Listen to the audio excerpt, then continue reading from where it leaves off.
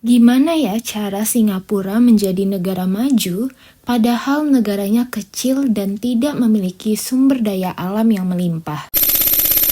Di video ini, kita eksplor lebih jauh mengenai tantangan dan faktor kunci keberhasilan ekonomi Singapura selama periode 1960 hingga tahun 2000.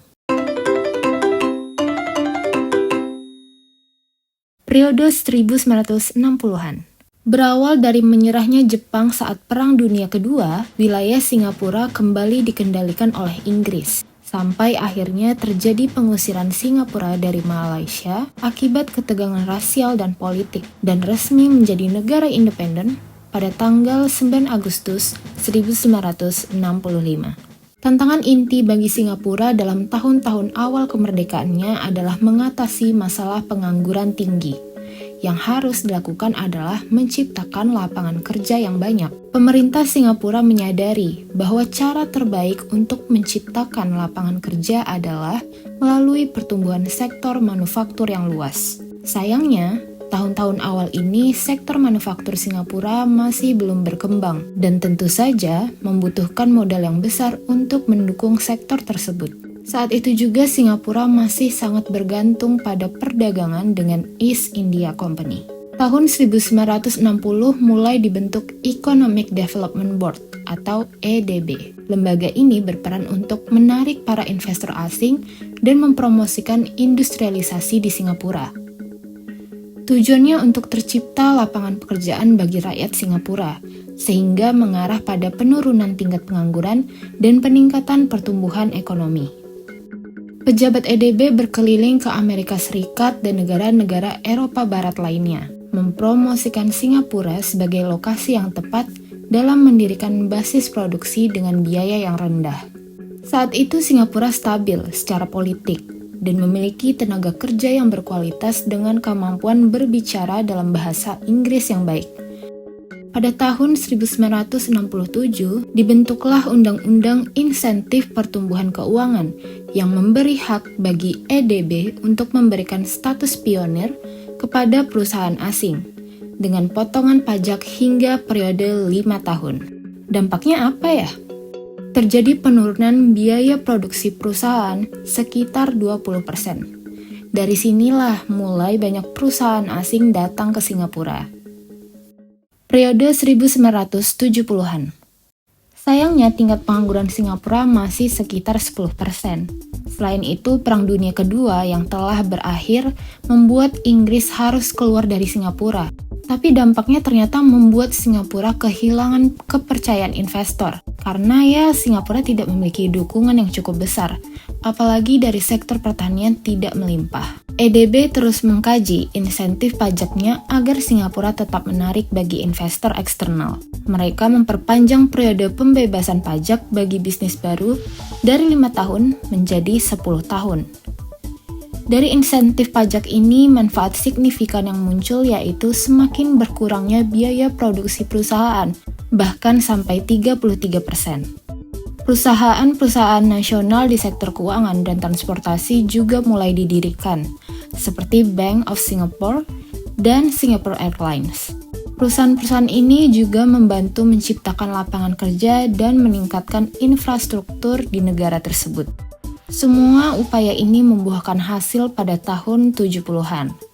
Tingkat pengangguran turun menjadi 3,5% dan sektor manufaktur tumbuh menjadi sekitar 1/4 dari ekonomi negara.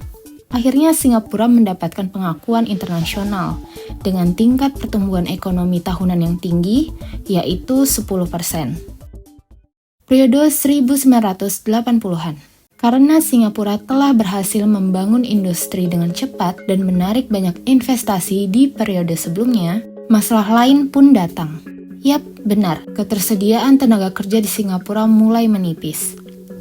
Tentu saja hal ini terjadi. Singapura itu negara kecil dan jumlah penduduknya yang sedikit. Sehingga ketika industri sedang tumbuh besar-besarnya, maka terjadilah labor shortage atau kondisi kekurangan tenaga kerja dan upah pun harus dinaikkan di mana hal ini memberatkan perusahaan. Ditambah lagi negara-negara lainnya di Asia Tenggara juga mengalami pertumbuhan ekonomi.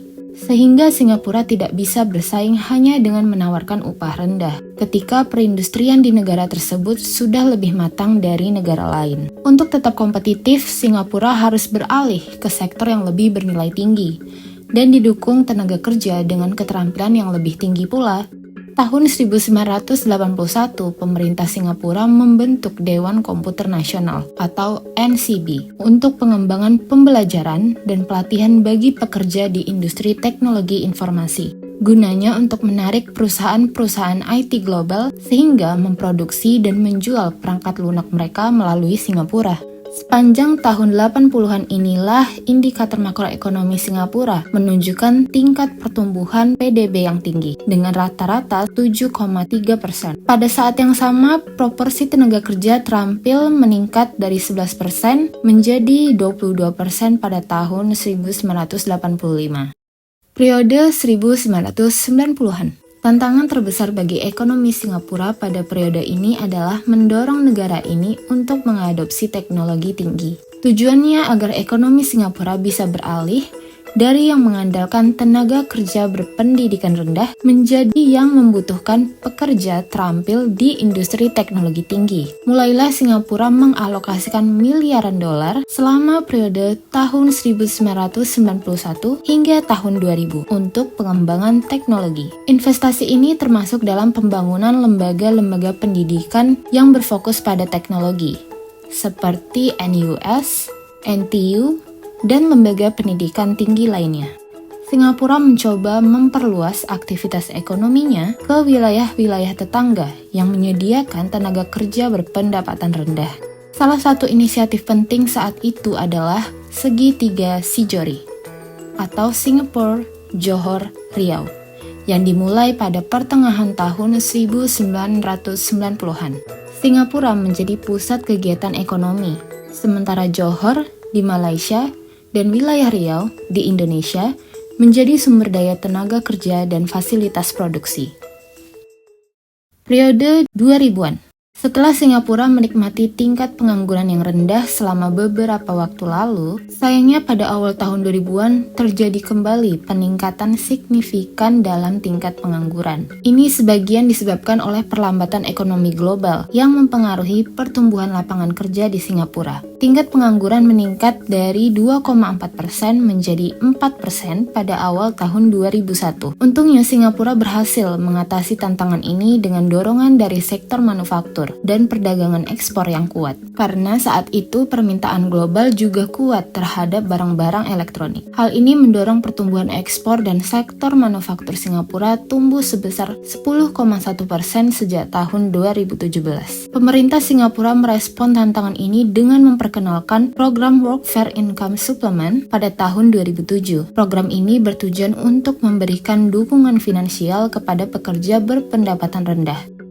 Kesimpulannya, keberhasilan ekonomi Singapura sejak periode 60-an didasarkan pada upaya kerja keras pemerintah dan masyarakat Singapura. Singapura memahami bahwa aset manusia adalah faktor kunci dalam kesuksesannya, dan sumber daya manusia dalam negeri lebih penting daripada investasi asing. Namun perlu digarisbawahi, kesuksesan Singapura tidak dapat sepenuhnya dicontohkan oleh negara-negara lain. Karena ada faktor-faktor unik yang mempengaruhi Singapura, seperti ukurannya yang relatif kecil dan warisan infrastruktur fisik dari pemerintah kolonial Inggris. Itu dia rangkuman strategi pembangunan Singapura untuk menjadi negara maju. Kamu mau request topik untuk kita bahas di video selanjutnya? Kirim ke email kita ya.